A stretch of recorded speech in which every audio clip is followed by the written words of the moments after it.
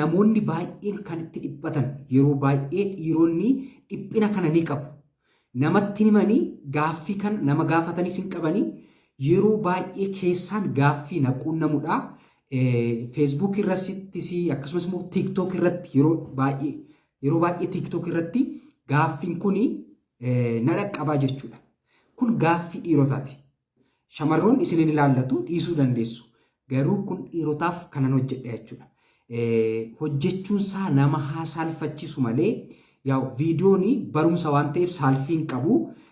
Namoonni saalfattan yoo jiraattan viidiyoo kana dhiisuu dandeessu jechuudha. Namoonni garuu hin saalfanne gaaffii namoota hedduuti waan ta'eef akkan hojjedhuuf na dirqisiiseera jechuudha.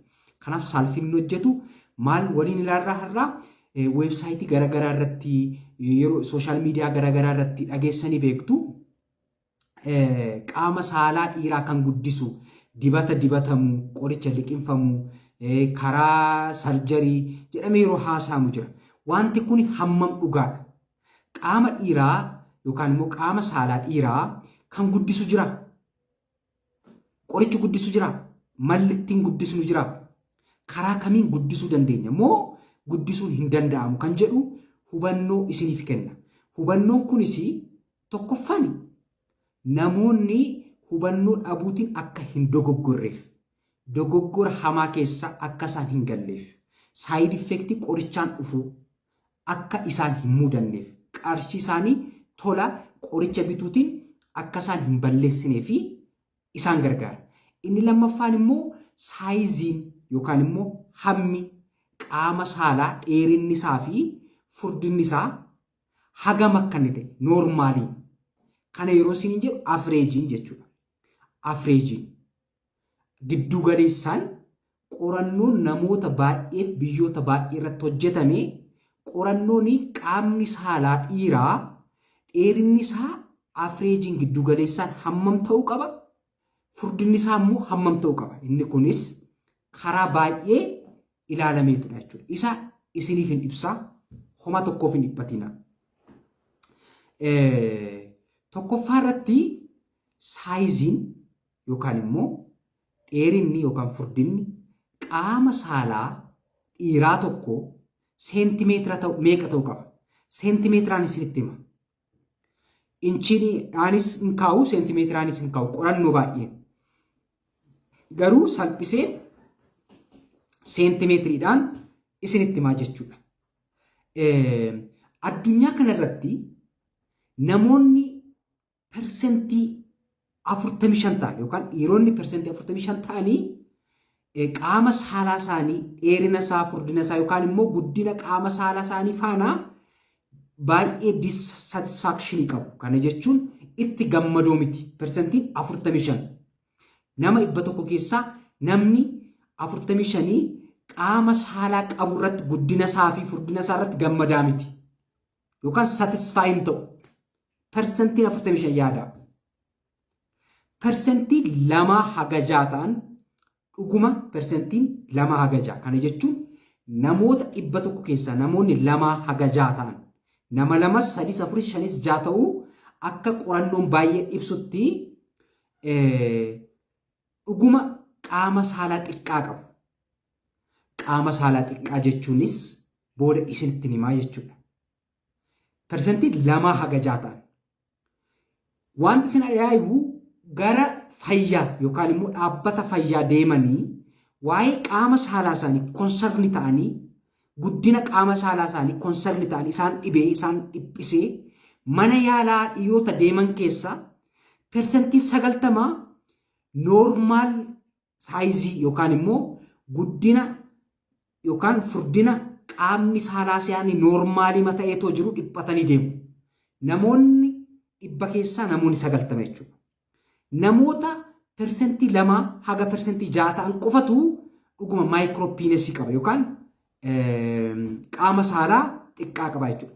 Persentiin 90 ofumaa dhiphatu malee qaamni saalaa isaanii gahaadha. Qaamni saalaa isaanii noormaaliidha. Qaamni saalaa isaanii guddinni isaa afreejiidha yookaan giddu galeessadha. Garuu persentii 90 dhiphatanii mana yaalaa deemu. Noormaalii ta'eetoo jiru jechuudha. Accept gochuu dadhabuutiin itti gammaduu dadhabuutiin yeroo baay'ee sooshaal miidiyaa irratti wanti haasa'amu isaan jeequutiin mana yaalaa deemanii ilaalamu jechuudha. Persentiin 90 garuu noormaalidha qaamni saalaa isaanii. Har'a waan isinitti himu riisarchii yookaan qorannoon baay'een evidence based waan ta'e yookaan immoo wanta ragaa qabatamaa afaan isiniif dhiyeessaa jechuudha.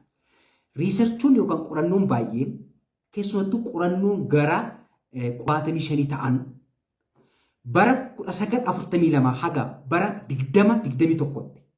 Kana jechuun bara 2021 haga jirutti naannoo qorannoo 75 kan ta'an average yookaan giddu galeessaan dheerinni qaama saalaa dhiiraa tokko meeqa akka inni ta'uu qabu giddu galeessaan akkasumas immoo furdinni qaama saalaa dhiiraa tokko meeqa ta'uu akka inni qabu seentimeetiriidhaan ni kaa'u jechuudha.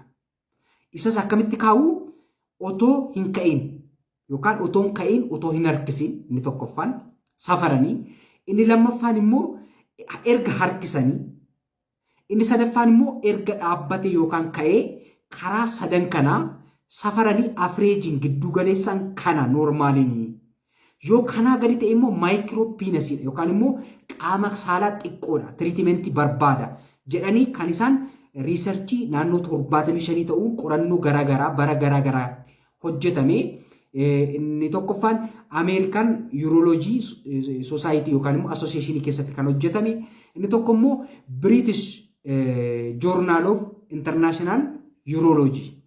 Kana jechuun qaama saalaa fi naannoo ujummoo fincaanii fi akkasumas immoo naannoo kaalee faana wal qabatee kutaa kanarratti warra hojjetantu qaamni saalaa dhiiraa tokko guddinni isaa hamma kana dheerinni isaa hamma kana ta'uu qaba fireejiitiin giddu galeessaan furdinni isaa immoo hamma kana ta'uu qaba karaa sadanii kan isaan ibsanii jechuudha. Isa tokkoffaa irratti qaamni saalaa dhiiraa tokko otoo hin ka'iini kana jechuun otoo hin harkisiinis otoo hin ka'iinis qorannoon baay'een akka ibsutti naannoo 8.7 seentimeetirii kun qaama saalaa dhiiraa yoo ta'e kan akka qaama saalaa dhiiraatti fudhadhaa jechuudha. Kanaaf meeqa ta'uu qaba otoo hin ka'iin otoo hin harkifamiin naannoo seentimeetira 8.7 kan jedhan jiru 8.7 seentimeetiriitiin jechuudha. Otoo hin ka'iin otoo hin harkifamiin erga harkifamee immoo stretched yoo ta'e immoo meeqa ta'uu qaba 12.93 kan jedhan jiru average giddu galeessaa seentimeetira 12.3 warri jedhanillee jiru jechuudha. Inni gara biraan namoonni baay'een yookaan immoo yeroo baay'ee kan fayyadamanii erga qaamni saalaa dhiiraa dhaabbatee yookaan ka'ee kan safaramudha jechuudha. Inni immoo average seentimeetira 13.1 warri jedhanis jiru 13.9 kan jedhan jiru 13.2 kan jedhan jiru. Garuu waan isin qabachuu qabdanii akka isin hin jeeqnetti 13.1 yookaan 13.2 qabachuu qabdu jechuudha.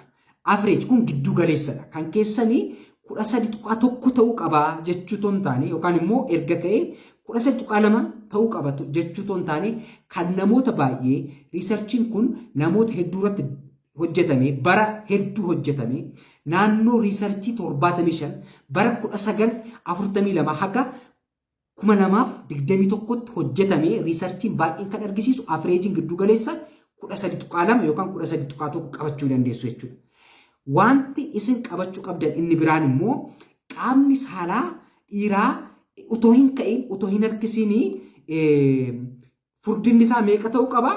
Asirratti riisarchiin akka ibsutti 9.31 seentimeetirii 9.31 seentimeetirii erga ka'ee immoo qaamni saalaa kuni erga ka'ee 11.66 seentimeetirii kan jedhullee jira jechuudha. Akkasitti safaramee erga ka'ee wiilziinsaa jechuudha. Sarkaamsaansiinsaa yookaan immoo furdinni isaa 11.6 furdinni isaa erga ka'ee 11.6 ta'uu qaba afireejiitiin giddu galeessa. Malee 11.4 yoo ta'e 11 yoo ta'e 11.78 yoo ta'e noormaaliidha. Kun afireejiitiin kan nama baay'ee giddu galeessaan kan fudhatamedha jechuudha.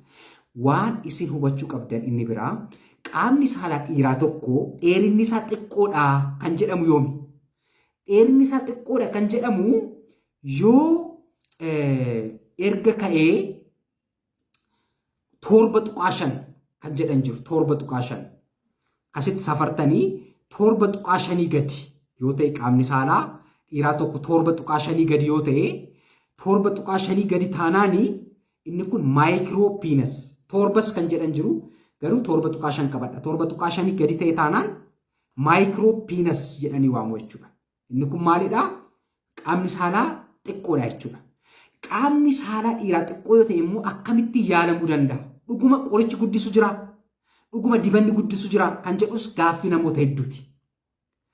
Qaamni saalaa dhiiraa yoo xiqqoo ta'e dibanni qorichi liqinfamu dibanni dibatamu marfii waraanamu haga ammatti FDA'n yookaan immoo abbaan taayitaa qoricha fi nyaataa approve kan godhee dibanni dibatamu qoricha liqinfamu hin jiru. Kana dogoggoruu hin qabdan. Garuu warra maayikiroopiinasii qabaniif inni tokkoffaan sarjarii sun iyyuu success rate isaa baay'ee gad bu'aadha. Milkaa'insi isaa jechuudha. Rakkina infekshinii, rakkina dhiiguu, rakkina biroo fiduu danda'a sarjariin jechuudha. Inni gara biraan vacuum extraction jedhanii kan waaman jiru. Kan gototu jechuudha. Meeshaan gototullee jira. Inni gara biraan xiqqoo fooyyessuu danda'a kan jedhamu namoonni fufurdoon yoo jiraatan yoo ulfaatinni qaama keessanii baay'ee ol ka'aadha ta'e ulfaatinni qaama keessanii ol ka'aa taanaan ulfaatina qaamaa hir'isuu fi ulfaatina qaamaa fit ta'e yookaan immoo boodii maas indeeksii keenya gaarii yoo ta'e yoo ulfaatinni keenyaa fi dheerinni keenya wal faana deema ta'e qaama saalaa keenya carraan of keessatti saabuu isaanii xiqqaata. Gaafa ulfaatinni keenyi hir'atu qaamni saalaa keenya bahuu danda'a jechuudha. Kanaaf warri borcii qabdan borcii keessan hir'isuu qabdu. Kanarraa kan hafe qorichi kennamee qaama saalaa dhiiraa guddisu haga ammaatti approve kan ta'e hin jiru. Kana hin dogoggoriina sammuu keessan isin dhiphisiina. Namoonni addunyaa kanarratti dhiphina kana qabda yoo jiraattan qaama saalaa keessan akkuma riisarchiin kun qorannoon kun ibsu namoonni hedduun kan itti dhiphatanii qaama saalaa xiqqoon qaba jedhanii dhiphatu. Warri persentiin 45 immoo qaama saalaa qabanitti gammadoo miti. Kanaaf iyyuu qaamni saalaa keessanii dhiphachuu hin qabdan. Dhuguma dubbachuu fi persentii 90 kan ta'anii akkuma dura isiniif ibsu yaalee dhiphina qaama saalaa xiqqaachuu qabu garuu gaafa deemanii qaamni saalaa isaanii noormaaliidha, gahaadha, afreejiidha, giddu galeessadha. Kanaafuu hin dhiphatinaa. Hubannoon an har'a isiniif qabadhee dhufee kanadha. Yoo jaallattan sheer gochuu, koomentii gochuu, laayik gochuu, sabiskiraayib gochuu hin dagatinaa. Kun Dooktar Yoon Bashaanaati. Galatoomaa.